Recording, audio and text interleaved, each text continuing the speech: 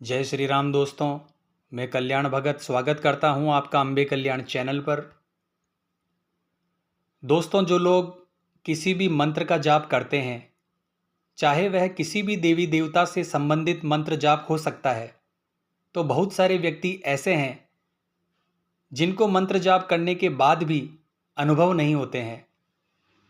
स्वप्न के माध्यम से उनको ईश्वर के दर्शन नहीं होते, देवी देवताओं के दर्शन नहीं होते, या फिर उनको महसूस नहीं होता है ध्यान के माध्यम से कि उनके इष्ट देव की कृपा उनके ऊपर है या फिर नहीं।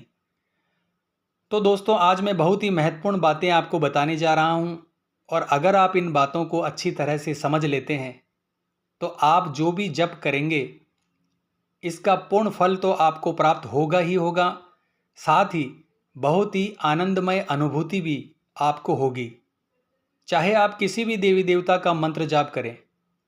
तो दोस्तों, मैं आपको बता दूं कि कई लोग यह सोचते हैं कि मैं 11 माला, 21 माला या 51 माला डायरेक्ट करने लग जाऊं, तो उनका यह सोचना गलत है।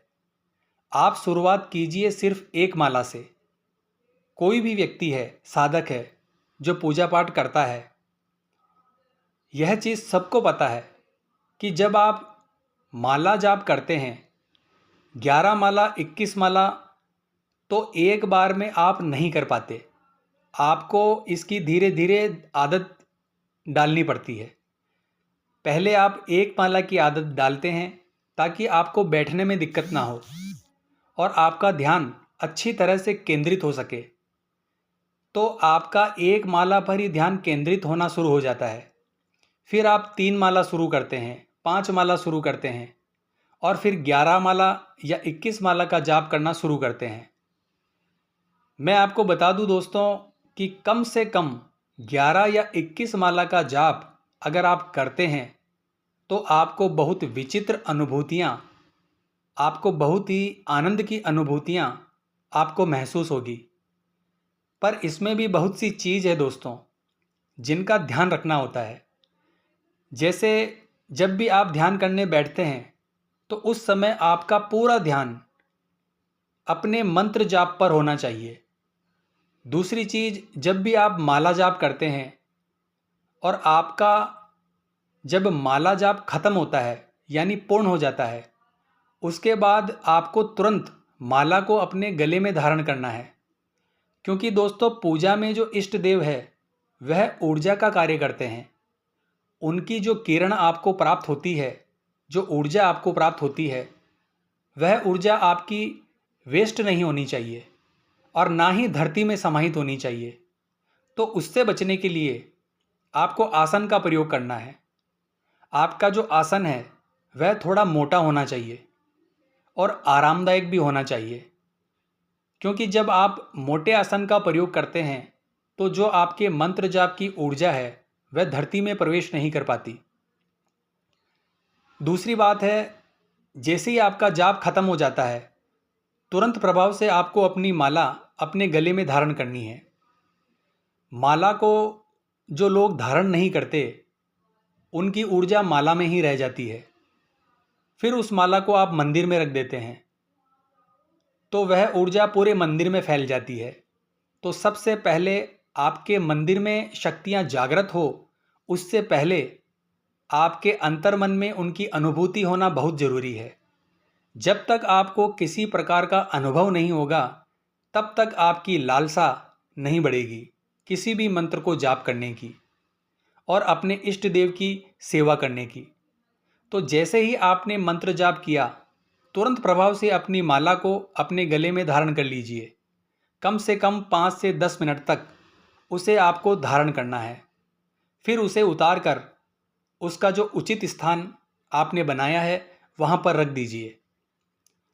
इस प्रकार से माला के मंत्र जाप की जो ऊर्जा है वह वेस्ट नहीं होगी और पूर्ण रूप से वह ऊर्जा आपके शरीर में समाहित हो जाएगी। एक बात का आपको ध्यान रखना है दोस्तों, जब तक माला आपके गले में धारण रहेगी तब तक आपको किसी भी प्रकार के गंदे स्थान पर नहीं जाना है और ना ही किसी अन्य वस्तु को छूना है। 5 से 10 मिनट माला को धारण करके आपको अपने आसन पर ही बैठना है। इस प्रकार से आपके मंत्र जाप की ऊर्जा पूर्ण रूपेण आपको मिलेगी। अगली चीज़ है दोस्तों, जब भी आप मंत्र जाप करें तो अपने सामने एक जल का लोटा अवश्य रखें, क्योंकि जैसे ही आप मंत्र का जाप करते हैं तो मंत्र जाप के द्वारा उस जल में भी ऊर्जा उत्पन्न होती है। वह जल भी ऊर्जावान और अभिमंत्रित हो जाता है। तो दोस्तों, जब आप मंत्र जाप करके उठते हैं तो उस जल को आप पी सकते हैं। वह जल कई प्रकार से कार्य करता है। उस जल को आप पी सकते हैं, या आपके घर में कोई बीमार व्यक्ति है तो उसे पिला सकते हैं, या आप अपने घर में उस जल को छिड़क सकते हैं। तो आपको क्या करना है दोस्तों, इस जल को आपको थोड़ा स्वयं को पीना है और बचे हुए जल को आप अपने परिवार के सदस्यों को पिला सकते हैं, या अपने घर में उसको छिड़क सकते हैं, क्योंकि यह एक अभिमंत्रित जल होता है। इस जल के छिड़कने से घर में कोई भी नेगेटिव एनर्जी प्रवेश नहीं कर पाती है और घर की पवित्रता और शुद्धता बनी रहती है। अगली बात है दोस्तों कि जब भी आप मंत्र जाप करें तो मंत्र जाप के पश्चात आपको तुरंत प्रभाव से उठकर धरती पर अपना पैर नहीं रखना है। अगर आप ऐसा करते हैं तो आपकी बहुत सारी ऊर्जा धरती में समाहित हो जाती है। इसीलिए मंत्र जाप के बाद आपको अपने आसन पर 5 से 10 मिनट बैठे रहना है, ताकि मंत्र की ऊर्जा संपूर्ण रूप से आपको मिल सके। तो यह जो तरीके मैंने आपको बताए हैं, यह आपको करने हैं। उसके बाद आप देखिए कि आपको कैसे अनुभव होते हैं।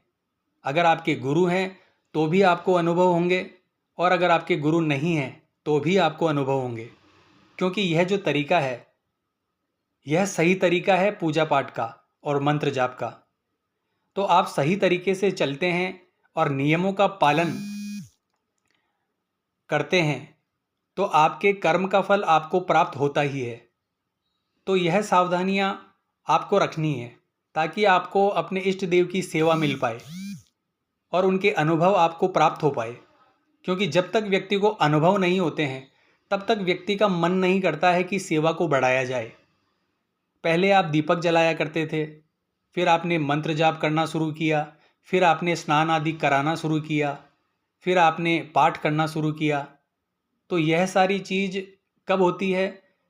जब आपको थोड़े बहुत अनुभव प्राप्त होते हैं, तब आपको यह महसूस होता है कि कहीं ना कहीं मेरी जो पूजा है वह मेरे इष्ट देव तक पहुंच रही है। क्योंकि दोस्तों, आध्यात्मिकता से जुड़ी हुई जो शक्तियां होती है, इनको केवल अनुभव ही किया जा सकता है, और अनुभव वही व्यक्ति कर सकता है जो इन नियमों का पालन करते हुए पूजा पाठ करता है। तो इस प्रकार से जब आप अपनी पूजा पाठ करेंगे तो आपको अपने इष्ट देव की कृपा भी प्राप्त होगी और अनुभव भी होंगे। तो आशा करता हूँ आज की यह जानकारी आपके लिए उपयोगी साबित होगी। तो मिलते हैं नेक्स्ट वीडियो के माध्यम से। जय मां अम्बे, जय श्री कल्याण।